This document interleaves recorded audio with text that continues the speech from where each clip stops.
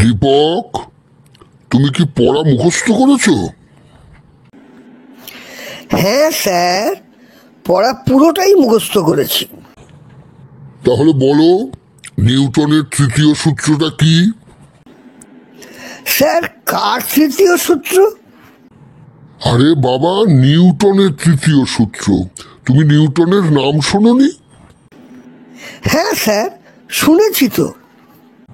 তা শুনেছো যখন, তখন নিউটনের তৃতীয় সূত্রটা বলে ফেলো। নিউটনের তৃতীয় সূত্র খুব সোজা স্যার।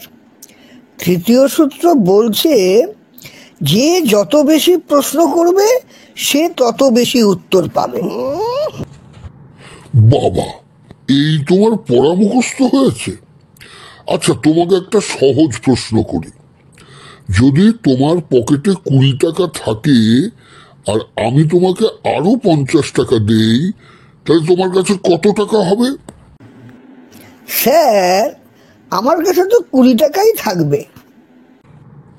কিভাবে?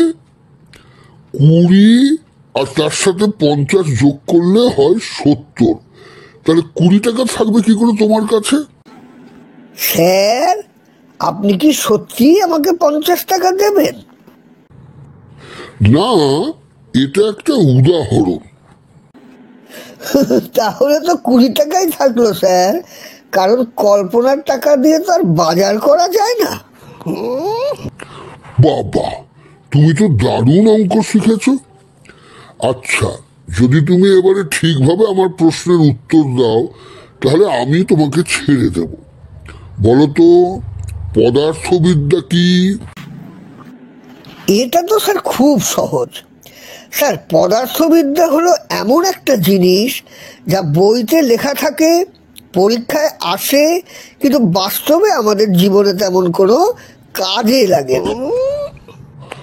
আরে বাবা, এই, কেউ এক গ্লাস জল এনে আমাকে দে তো। কেন স্যার, জল আনবো কেন?